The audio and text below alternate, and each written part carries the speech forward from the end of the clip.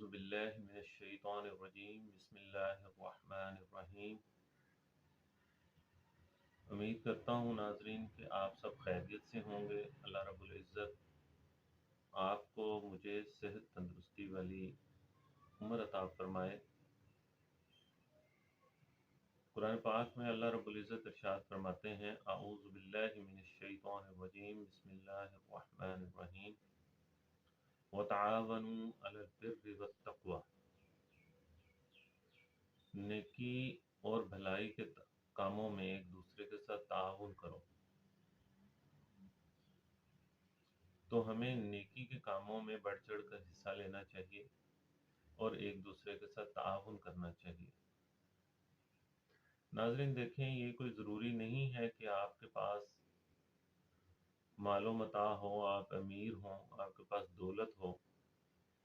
یا آپ کسی بہت بڑے عہدے پر لگے ہوں تو پھر ہی آپ لوگوں کی مدد کر سکتے ہیں۔ ایسا کچھ نہیں ہے۔ اگر اللہ رب العزت نے آپ کو صحت تندرستی دی ہے تو بھی آپ کئی طریقوں سے لوگوں کی مدد کر سکتے ہیں، اور قرآن و حدیث میں بہت سی ایسی چیزیں بتائی گئی ہیں کہ بغیر پیسے کے آپ لوگوں کی مدد کر سکتے ہیں،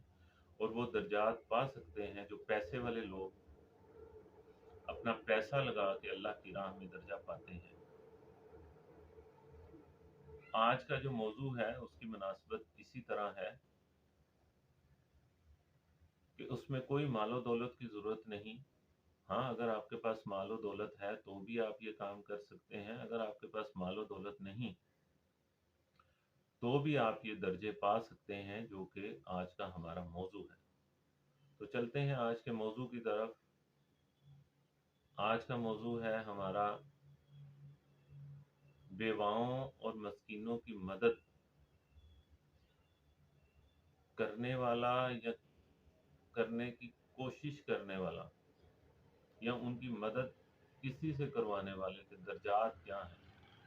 اور اس کو کس قدر درجے دیے گئے ہیں اسلام میں،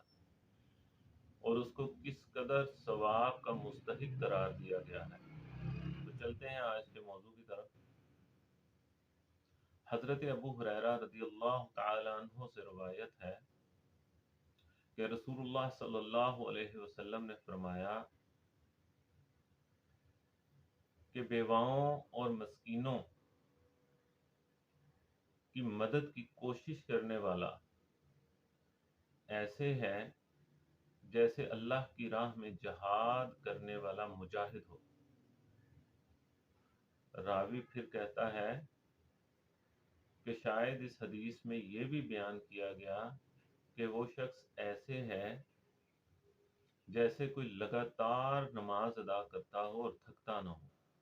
مزید یہ کہا گیا اس حدیث میں کہ وہ شخص ایسے ہے جیسے کوئی لگاتار روزے رکھتا ہو اور افطار نہ کرتا ہو۔ ماشاءاللہ، سبحان اللہ، اللہ رب العزت نے کتنا زیادہ درجہ دیا گیا ہے اس شخص کو جو محض کوشش کرتا ہے صرف بیواؤں اور مسکینوں کی مدد کی۔ یعنی کہ وہ اگر اسے مالی استطاعت اللہ نے دی ہے تو وہ خود بھی ان کی مدد کر سکتا ہے۔ اگر اس کے پاس دولت نہیں ہے، کوئی عہدہ نہیں ہے، تو ان کی مدد کروا سکتا ہے۔ وہ کسی کو بتا سکتا ہے کہ بھی فلاں بیوہ ہے، وہ مستحق ہے، اس کو فلاں چیز کی ضرورت ہے، اس کے اندر استطاعت نہیں ہے، تو آپ اس کی مدد کر دیں۔ بہت سے ایسے لوگ ہیں جنہیں معلوم نہیں ہے مگر وہ مدد کرنا چاہتے ہیں لوگوں کی۔ تو آپ کی اتنی کوشش کہ فلاں بندہ مسکین ہے، اس کو فلاں چیز کی ضرورت ہے،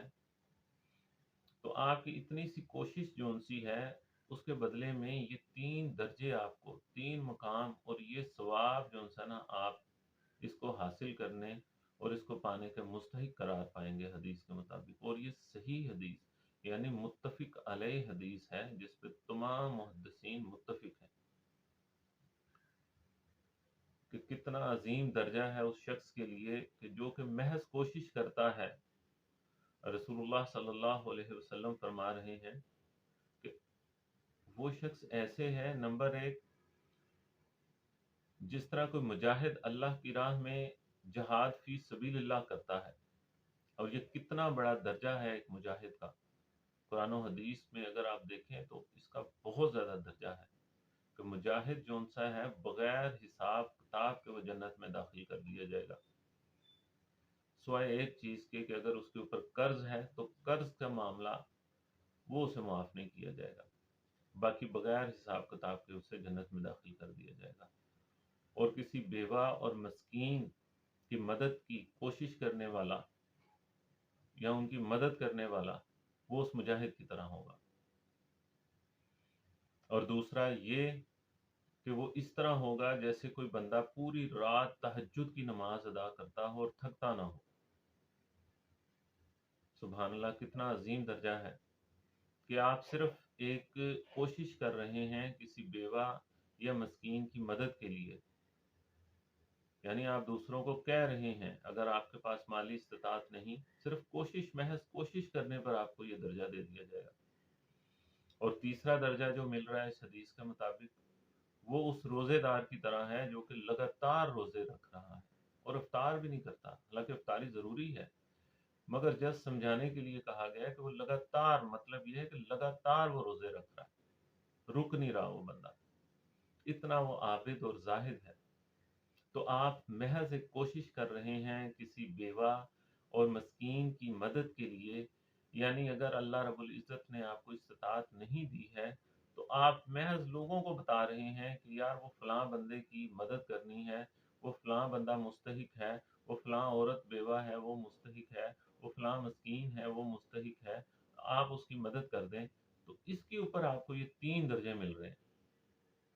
لہٰذا ہمیں جو ان سے بڑھ چڑھ کے نیکی کے کاموں میں حصہ لینا چاہیے اور لوگوں کو بھی ترغیب دینی چاہیے، اور ہماری یہ چھوٹی کوششیں جو ان سی ہیں انشاءاللہ ہمیں جنت کا مستحق قرار